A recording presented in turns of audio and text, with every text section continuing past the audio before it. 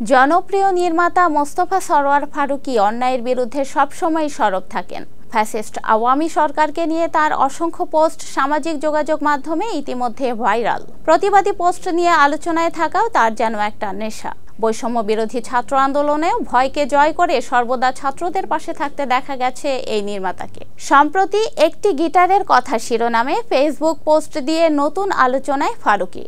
পোস্টে লেখেন, ফ্যাসিস্ট জানে আপনাদের ঐক্যই তাদের দেশ ছাড়া করেছে। এখন আপনাদের অনৈক্য তাদের ফেরার রাস্তা যদিও না করে, অ্যাটলিস্ট আপনাদের ঝগড়াঝাঁটি তাদের শান্তি দিবে। আপনারা যত বিরোধে জড়াবেন তারা তত আনন্দে গিটার বাজাবে। এখন সিদ্ধান্ত আপনাদের। আপনারা পরস্পর বিরোধী মত নিয়েও শ্রদ্ধার সাথে সহাবস্থান করবেন নাকি ওনাকে গিটার বাজাতে দিবেন।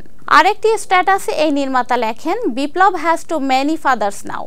সবাই মনে করছে এই বিপ্লব তার নিজের, সুতরাং দেশটা উনি বা ওনার যেভাবে চাচ্ছে সেভাবেই গোছাতে হবে, চলতে হবে, যেটা ফ্যাসিস্ট সরকারও মনে করত।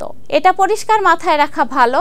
5 আগস্ট জনগণ হাসিনা দুঃশাসন থেকে মুক্তির রায় দিয়েছে। তিনি আরো লেখেন, এখন যার যা এজেন্ডা আছে, কি ধরনের সরকার বানাতে চান, দেশটাকে কি রকম করতে চান, এগুলো নিয়ে জনগণের কাছে যান। জনগণ ভোটেই নির্ধারণ করবে তারা কাদের পক্ষে আছে।